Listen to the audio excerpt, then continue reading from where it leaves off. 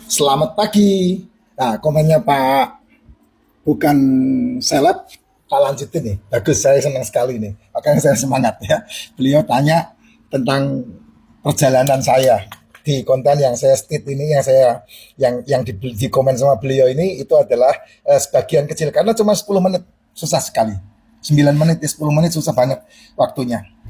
Jess, saya lahir itu ada di pabrik kacang di belakang rumah saya ini. Ini rumah mama saya yang saya tempatin buat nonton ini pas kebetulan saya di rumah kampung saya ini. Ya, di depan situ ada sumur. Di belakang ini pabrik kacang. Nah, kami dulu tinggal di situ. Tinggal di situ, kemudian bangkrut habis. Nah, dimulailah perjalanan kemiskinan itu. Sampai habis-habisan. Nggak bisa makan. Saya lebih banyak minum air sumur itu. Langsung nimba, kokok, mandi, langsung berangkat sekolah. Nimba sumur, mandi, langsung berangkat sekolah. Hampir bisa dibilang bertahun-tahun hidup kami seperti itu. Kalau dihitung, lebih dari berapa itu? Saya sampai lulus kuliah, 18 lulus SMA, 18 tahun. 18 tahun. Saya mengalami kehidupan yang benar-benar berat. Nah, selama 18 tahun itu makanan jangan ditanya, pasti sampah semua. Nggak ada makanan benar. Yang namanya makan nasi aking, yang namanya makan gaplek, yang namanya makan, wah serba susah lah ya. Kalau nasi karak ya, kamu tahu nasi karak kan? Nasi karak itu nasi bekas yang kami cari di terminal, yang kami cari di pasar, warung-warung, yang orang makan berlebih kami ambil, kemudian dijemur. Nah, keringnya itu kami makan. Atau kalau enggak mama saya beli nasi karak itu waktu itu 15 perak. Sekilo 15 perak.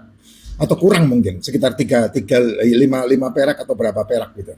Nah, itu dimasak lagi menjadi nasi. Nah, di belakang rumah sini ada kelapa, pohon kelapa, manjat kelapa, parut. Nah, mama saya campurin pakai garam. Itu kami makan seperti itu.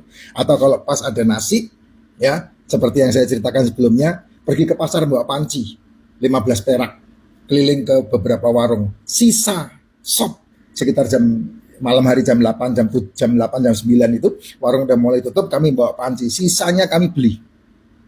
Bersyukur masih ada dagingnya, bersyukur masih ada apa larahan di dalamnya gitu sehingga kami makan, dan itu dipanasin setiap hari sama mama saya untuk makan pulang sekolah malam, pulang sekolah malam, karena pagi pasti nggak makan. Itu Jess. Nah itu terus berjalan terus, itu berjalan terus. Namanya petis karena setelah 3-4 hari pasti asinnya luar biasa. Itu kalau kami makan pakai nasi cuma dikepret aja. Karena dagingnya udah habis dari pertama pasti. Ya, dikepret itu dimakan lah, disendokin gitu dimakan. Ya, itu petis namanya. Di kampung saya namanya petis. Nah, saya juga nggak diam karena saya setiap hari, ya itu yang membuat saya tahu tentang jamu, karena saya dari kelas 5 SD udah bekerja membantu racikan jamu di Nyambancan. Sehingga saya tahu, oh ini komposisinya ini, komposisinya ini, komposisi ini, komposisi ini. Cuman saya nggak ngeh kalau itu bisa menjadi penghasilan. Nah, sadarnya ketika saya kena masalah jantung. Saya pasang ring jantung, bengkak, bocor 30%. Nah, disitulah saya mulai mencoba racikan-racikan yang saya pernah pelajari waktu saya kecil dulu. Nah, jadilah racikan Makcin ya, yang sekarang ini kamu konsumsi, dan saya bersyukur saya bisa membantu banyak orang yang bebas dari kematian, yang bebas dari diabetes, bebas dari masalah ginjal, bebas dari masalah pankreas, bebas dari masalah-masalah yang berhubungan dengan insulin, bebas dari masalah-masalah yang berhubungan dengan liver, bebas dari masalah-masalah yang berhubungan dengan kanker. Wow, udah banyak banget itu. Ya, dari semenjak tahun 2020 yang lalu sampai hari ini saya bersyukur saya bisa menolong segitu banyaknya orang. Termasuk diri saya tertolong, termasuk mama saya, termasuk tante saya, termasuk adik-adik saya. Semuanya tertolong gara-gara racikan yang sangat luar biasa ini. Nah, saya berbicara racikan yang saya racik ya, bukan racikan yang ditiru di luar sana. Saya tidak urusan dengan mereka dan saya tidak mereview urusan mereka. Itu mereka jualan sendiri, meracik sendiri, dan bukan saya yang meracik.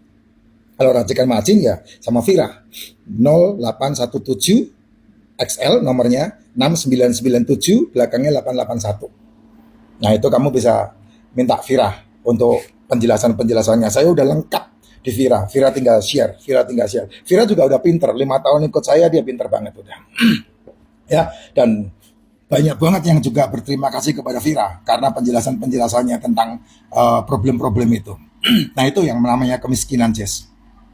Jadi Miskin saya tahu. Saya pernah tahu menjadi pemulung. Nomor satu, pemulung rokok. Puntung rokok saya melakukan. Tuh.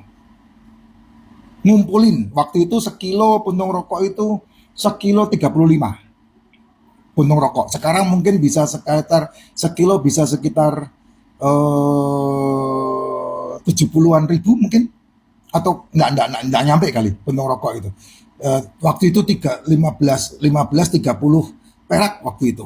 Sekarang mungkin sekitar berapa ya? Saya enggak pernah tahu lagi udah ya puntung rokok. Masih banyak yang ini di kota Kudus kan kota kretek bos. Jadi ya sama aja lah. Kita mau dagang apa aja kan banyak tiruan-tiruan. Makanya kudu hati-hati kan. Ya, rokok-rokok yang amburadul itu kan banyak itu puntung rokok yang dikumpulin, masih ada sekian tembakonya dikumpulin, diracik lagi dan kemudian dijual lagi banyak ya. Jadi kamu nggak usah takut, kamu nggak bisa jualan. Saya bilang jangan sarapan, jangan makan malam. Yang jualan sarapan lo jangan takut. Otak manusia itu udah didesain sama Tuhan untuk yang nurut sama yang enggak itu sudah ada. tinggal orang yang nurut bisa menjadi tidak nurut karena kumpulannya, orang yang tidak nurut jadi nurut karena kumpulannya. Jadi tidak usah khawatir, kamu tidak usah.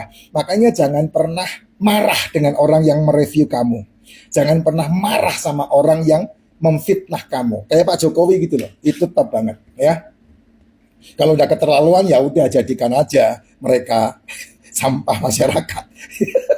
Selesai sudah yang sekarang dilakukan oleh Pak Jokowi ya, karena sudah cukup 10 tahun itu mereka ini orang-orangnya dobol semuanya itu ya. Kamu udah paham lah omongan saya, masa nggak bisa mencerna politik yang gampang banget seperti ini ya. Nah ini hal-hal yang penting banget yang membuat saya bisa melihat wah ini hidup ini sangat luar biasa, terberkati. Nah konten saya sebelumnya tentang apa? Tentang di mana hartamu berada, di situ hatimu ada. Nah itu keren banget. Kamu dengerin banget, Jess. Kamu dengerin di fnd.voltation. TikToknya namanya fnd.voltation. Fnd Eko Fanta Eko November Delta Yankee titik dot ya voltation. Bukan Fanta ya, tapi Victor Oscar Lambda Tango Alpha Tango Alpha India Oscar November. Nah itu TikTok saya yang tentang bisnis, yang tentang motivasi, ada di situ semua. Kalau ini kan racikan macin kan tentang kesembuhan ya, kesehatan badan ya gitu. Ya Pak siapa ini? Pak bukan seleb. Saya senang banget, makanya saya terus tambahin lagi supaya teman-teman bisa mendengarkan. Memang hal-hal hidup yang bisa membuat orang inspiratif kamu harus kerjakan. Dimulai dari cinta kepada apa yang kamu sedang harapkan menghasilkan. Di mana hartamu berada, di situ hatimu. Kayak harta saya ada di kripto. Karena saya berharap kripto memberikan hasil yang besar. Saya mencintai kripto. Saya bekerja di perusahaan Jepang. Saya berharap bisa menjadi supervisor di situ. Saya berharap bisa menjadi manajer di situ. Ya cintai perusahaan kamu. Jangan ikut-ikutan demo. Kamu hidup di Indonesia, mencari uang di Indonesia. Kemudian kamu mendemo pemerintahan. Ya udah pasti miskin kamu. Ujung-ujungnya pasti kamu jadi gelandangan politik. Kenapa? Di mana hartamu ada, di situ hatimu. Dukung pemerintah. Demo itu hanya masalah uang. Orang yang punya duit, dia kepengen muncul tapi enggak berani. Makanya kamu yang diperalat. Siapa mereka? Kebanyakan mahasiswa, buruh, itu kebanyakan. Gitu. Kamu hanya dapat apa? Sampah. 50.000, nasi bungkus, dan lebih dari itu. Dan kamu sendiri kehilangan kesempatan kamu untuk hidup. Nah, lebih baik kamu mencintai apa sekarang? Yang membuat kamu melihat itu hartamu ada di situ. Lakukan yang terbaik. Karena itu yang akan membuat kamu memperbaiki kesehatan kamu, memperbaiki ekonomi kamu, memperbaiki masa depan kamu. Ya, di mana hartamu berada, taruh hatimu di situ. Disitulah hatimu. Gitu. Kamu mencintai kesehatan kamu, itu hartamu di situ. Nah, hatimu taruh di situ. Oh, saya nak mau sarapan. Oh, saya nak mau makan malam. Putuskan. Dan saya bisa kok. 5 tahun saya melakukan. Begitu jutaan orang udah ngikutin cara saya. Dan mereka berhasil mengelola hidupnya dia tanpa obat dan sehat dan murah.